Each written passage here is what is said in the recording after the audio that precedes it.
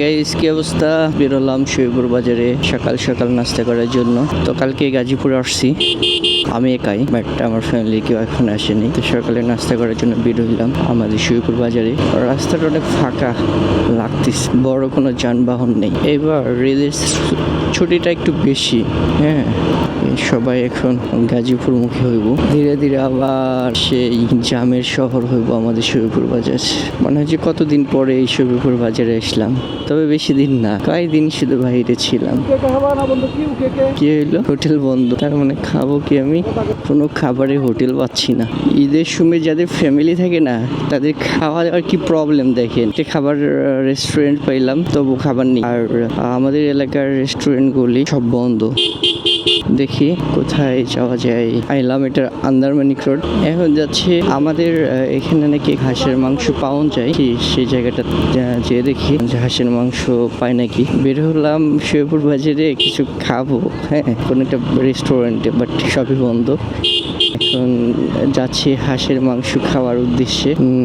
দেখি, তো আমি ভাবছিলাম যে অল্প রাস্তা, এখন দেখি না, রাস্তা অনেক বেশি, রাস্তা অনেক একা বেঁকা। আর সিএনজি অটো চলে এই রাস্তায়। রাস্তা সুন্দর, এখানে ধর্মপ্রিয় মানুষ বেশি বসবাস করে।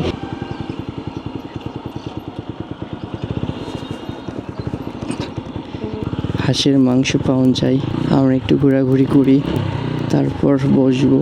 দেখি ভালো কোনটা পাওয়া যায়। হাঁসের মাংস পাওয়া যায় কই? হ্যাঁ, এটা আর এটাই বিকেলে ছাড়া পাওয়া যাবো না? হ্যাঁ, এই তিনটার ভিতরে ভালো কোনটা? হ্যাঁ, ওনারা জানে না ভালো কোনটা। এখন বিষয়টা হলো, এখন তো পাওয়া যাবে না, বিকেলে পাওয়া যায়। তো এটাতে জিজ্ঞেস করি, যেটাতে প্রথম ঢুকছিলাম। এখন কি ভাই খাবার আছে? কোনো খাবারই নেই না, 2টার পর? আচ্ছা আচ্ছা। আপনাদের স্পেশাল কি কি আইটেম, কি কি আইটেম আছে?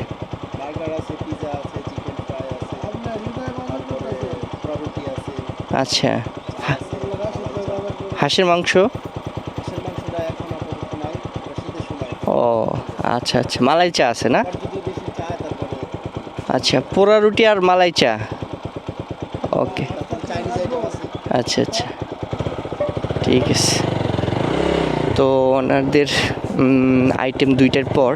কি ব্যাপার, আমার আজকে সকালবেলার খাবার হয়তো বা খাওয়া হইব না।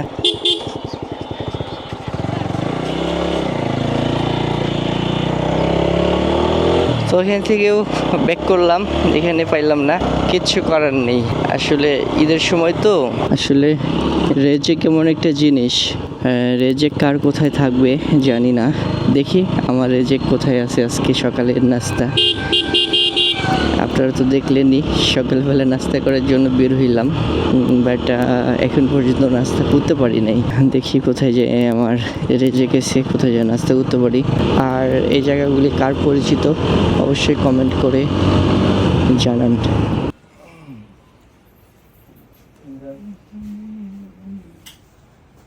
অবশেষে রেজেক আসছিল হরিণাটিতে, ফরেস্ট ফেটকারির পাশে।